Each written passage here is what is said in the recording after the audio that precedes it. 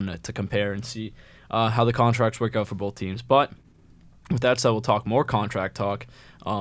Former, current, we like to use that term loosely here, goaltender of the Boston Bruins, Tuukka Rask, joined the Jimmy Fund Telethon on Wednesday, and he was asked a lot of questions because I know if you're not familiar with the Jimmy Fund, which most people are, I know a lot of people who listen to this are just like friends and family and people who live in Boston, so they all know what the Jimmy Fund, but it's basically it's a charity telethon to raise money for cancer research. Jimmy Fund and Dana Farber and Tuukka, and basically they have athletes and celebrities go on there and they ask them questions on the air to basically get people to tune in and donate. So Tuukka Rask joined that on Wednesday, and they asked the question.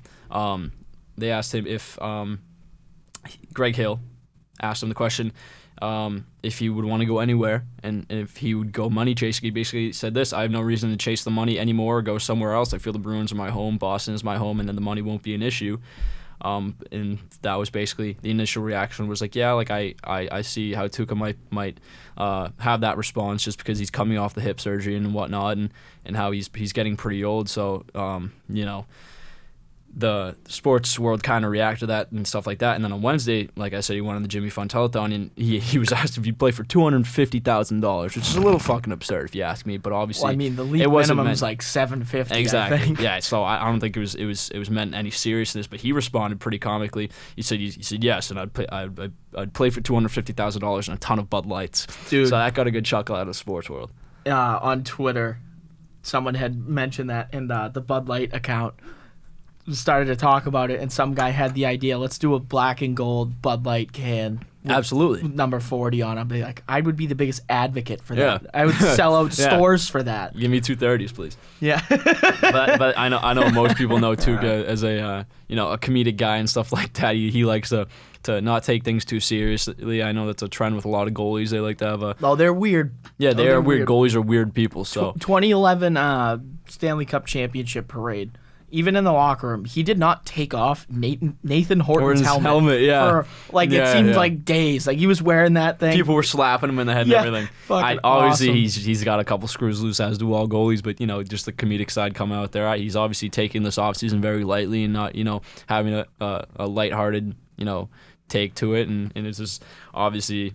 He would never play for $250,000. Oh, absolutely. I don't think you physically can. I think you have to take $750,000. Right. But I mean, I think the moral of all these quotes, all these staying on the Greg Hill show and Jimmy Fund, all these quotes that he's saying on these shows is basically like, I'll take whatever you want. I just want to play for the Boston Bruins again. I don't really care what money I get, what the term is. I just want to be back in between the pipes for the Bees, which is, Could you like that more? Dude, that's a great... I was about to say, could you hate that more? Obviously, you don't hate it at all, but... If he does come back on a 750 clip, that's a great issue to have. Absolutely. With him, Ullmark, and Swayman? Exactly. Are you shitting me? And I posed the question, I mean, does he have a reason to be this faithful to the team?